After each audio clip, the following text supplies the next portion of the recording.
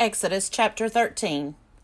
The Lord said to Moses, "Consecrate to me all the firstborn, whatever is the first to open the womb among the Israelites, of human beings and animals, is mine." Moses said to the people, "Remember this day on which you came out of Egypt, out of the house of slavery, because the Lord brought you out from there by strength of hand. No leavened bread shall be eaten. Today, in the month of Abib, you are going out. When the Lord brings you into the land of the Canaanites, the Hittites, the Amorites, the Hivites, and the Jebusites, which he swore to your ancestors to give you, a land flowing with milk and honey, you shall keep this observance in this month. 7 days you shall eat unleavened bread, and on the 7th day there shall be a festival to the Lord. Unleavened bread shall be eaten for 7 days. No leavened bread shall be seen in your possession, and no leaven shall be seen among you in all your territory. You shall tell your child on that day, 'It is because of what the Lord did for me when I came out of Egypt.' It shall serve for you as a sign on your hand and as a reminder on your forehead, so that the teaching of the Lord may be on your lips. For with a strong hand the Lord brought you out of Egypt. You shall keep this ordinance at its proper time from year to year.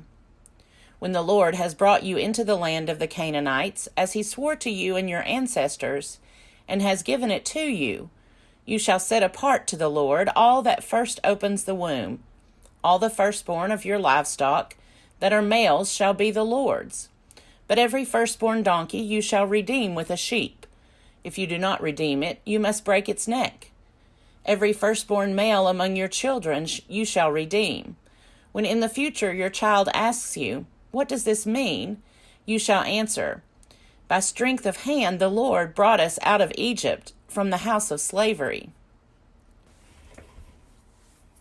When Pharaoh stubbornly refused to let us go, the Lord killed all the firstborn in the land of Egypt, from human firstborn to the firstborn of animals.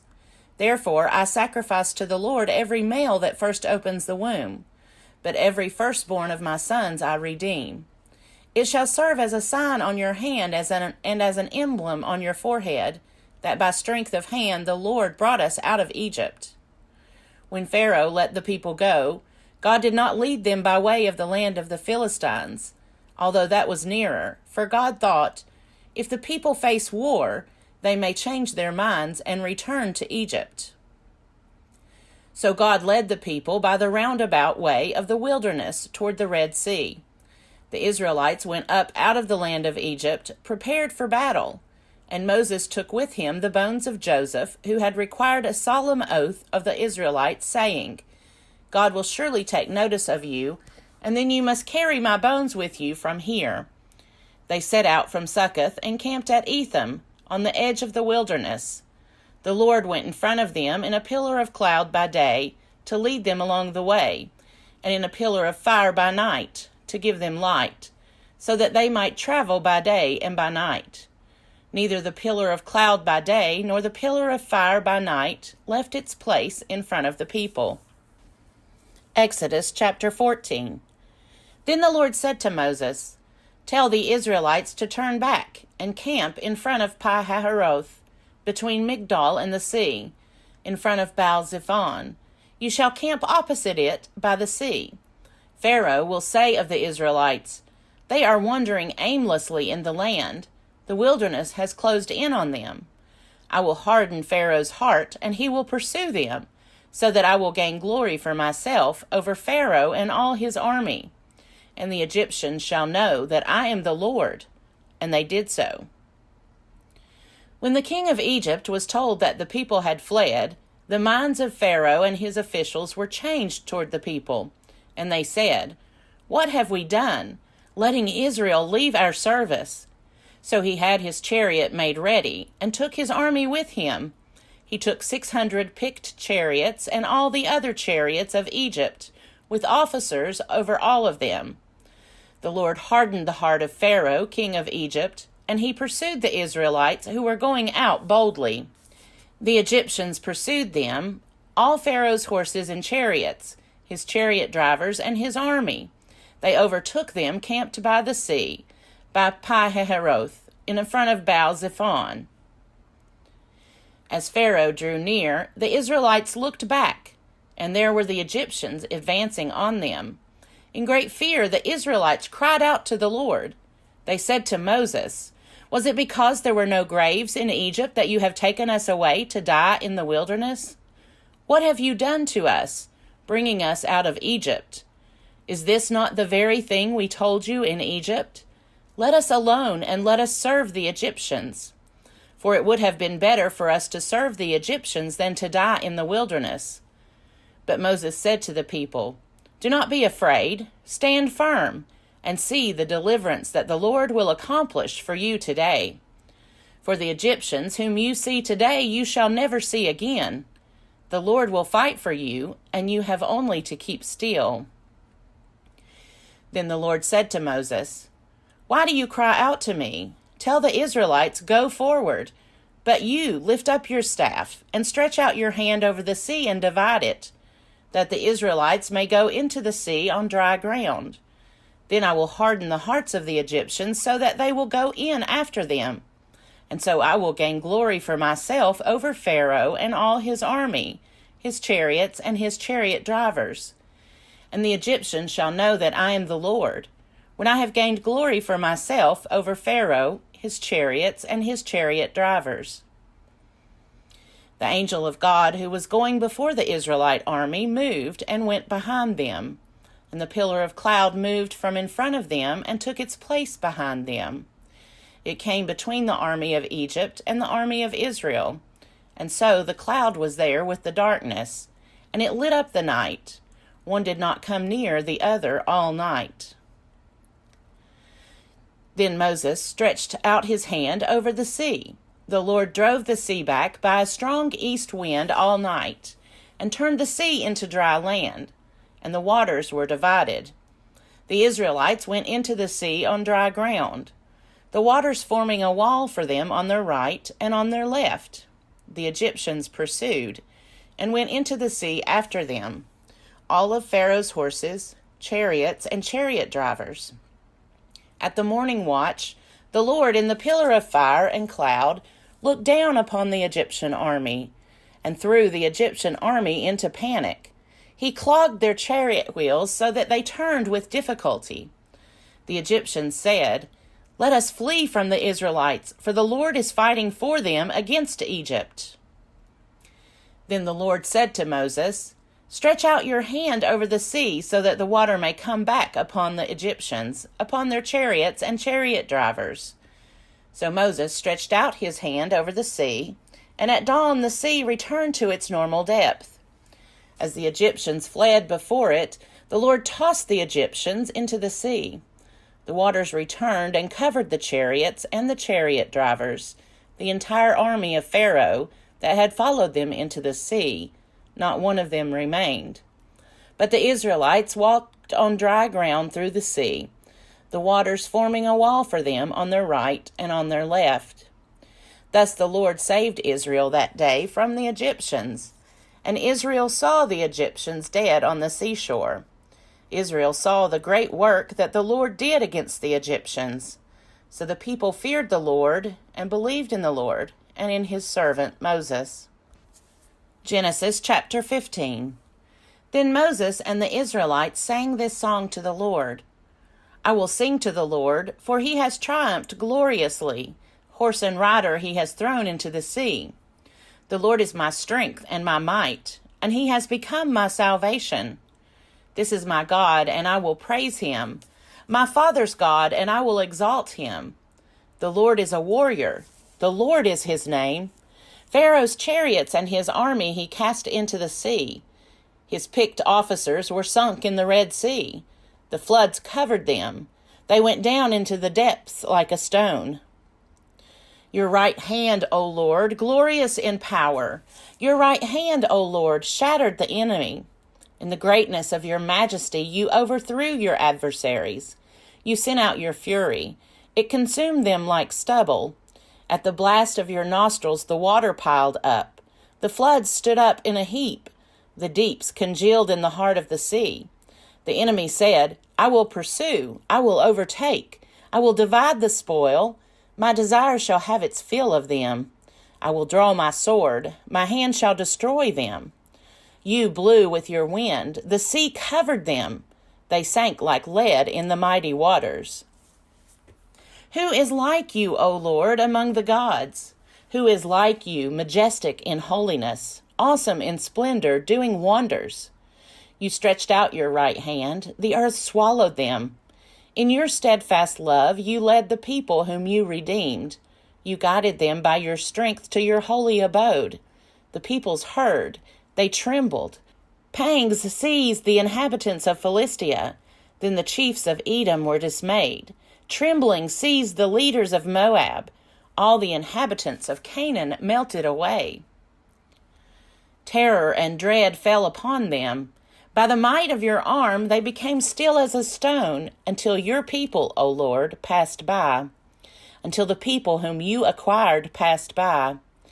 You brought them in and planted them on the mountain of your own possession, the place, O Lord, that you made your abode, the sanctuary, O Lord, that your hands have established. The Lord will reign forever and ever. When the horses of Pharaoh with his chariots and his chariot drivers went into the sea, the Lord brought back the waters of the sea upon them, but the Israelites walked through the sea on dry ground. Then the prophet Miriam, Aaron's sister, took a tambourine in her hand, and all the women went out after her with tambourines and with dancing, and Miriam sang to them, Sing to the Lord, for he has triumphed gloriously. Horse and rider he has thrown into the sea. Then Moses ordered Israel to set out from the Red Sea, and they went into the wilderness of Shur. They went 3 days in the wilderness and found no water. When they came to Marah, they could not drink the water of Marah because it was bitter. That is why it was called Marah. And the people complained against Moses, saying, What shall we drink? He cried out to the Lord, and the Lord showed him a piece of wood. He threw it into the water, and the water became sweet. There the Lord made for them a statute and an ordinance, and there he put them to the test. He said, If you will listen carefully to the voice of the Lord your God, and do what is right in his sight, and give heed to his commandments, and keep all his statutes, I will not bring upon you any of the diseases that I brought upon the Egyptians. For I am the Lord who heals you. Then they came to Elim, where there were 12 springs of water and 70 palm trees, and they camped there by the water. Exodus chapter 16. The whole congregation of the Israelites set out from Elim, and Israel came to the wilderness of Sin, which is between Elim and Sinai, on the 15th day of the 2nd month after they had departed from the land of Egypt. The whole congregation of the Israelites complained against Moses and Aaron in the wilderness. The Israelites said to them, If only we had died by the hand of the Lord in the land of Egypt, when we sat out by the flesh pots and ate our fill of bread. For you have brought us out into this wilderness to kill this whole assembly with hunger. Then the Lord said to Moses, I am going to rain bread from heaven for you, and each day the people shall go out and gather enough for that day. In that way I will test them, whether they will follow my instruction or not. On the 6th day, when they prepare what they bring in, it will be twice as much as they gather on other days. So Moses and Aaron said to all the Israelites, In the evening you shall know that it was the Lord who brought you out of the land of Egypt. And in the morning you shall see the glory of the Lord, because he has heard your complaining against the Lord. For what are we, that you complain against us? And Moses said, When the Lord gives you meat to eat in the evening, and your fill of bread in the morning, because the Lord has heard the complaining that you utter against him, what are we? Your complaining is not against us, but against the Lord. Then Moses said to Aaron, Say to the whole congregation of the Israelites, Draw near to the Lord, for he has heard your complaining. And as Aaron spoke to the whole congregation of the Israelites, they looked toward the wilderness, and the glory of the Lord appeared in the cloud. the Lord spoke to Moses and said, I have heard the complaining of the Israelites. Say to them, At twilight you shall eat meat, and in the morning you shall have your fill of bread. Then you shall know that I am the Lord your God. In the evening quails came up and covered the camp, and in the morning there was a layer of dew around the camp. When the layer of dew lifted, there on the surface of the wilderness was a fine, flaky substance, as fine as frost on the ground. When the Israelites saw it, they said to one another, What is it? For they did not know what it was. Moses said to them, It is the bread that the Lord has given you to eat. This is what the Lord has commanded. Gather as much of it as each of you needs, an omer to a person according to the number of persons, all providing for those in their own tents. The Israelites did so, some gathering more, some less. But when they measured it with an omer, those who gathered much had nothing over, and those who gathered little had no shortage. They gathered as much as each of them needed. And Moses said to them, Let no one leave any of it over until morning. But they did not listen to Moses. Some left part of it until morning, and it bred worms and became foul. And Moses was angry with them. Morning by morning they gathered it, as much as they needed, but when the sun grew hot, it melted. On the 6th day they gathered twice as much food, 2 omers apiece. When all the leaders of the congregation came and told Moses, he said to them, This is what the Lord has commanded. Tomorrow is a day of solemn rest, a holy Sabbath to the Lord. Bake what you want to bake and boil what you want to boil, and all that is left over put aside to be kept until morning.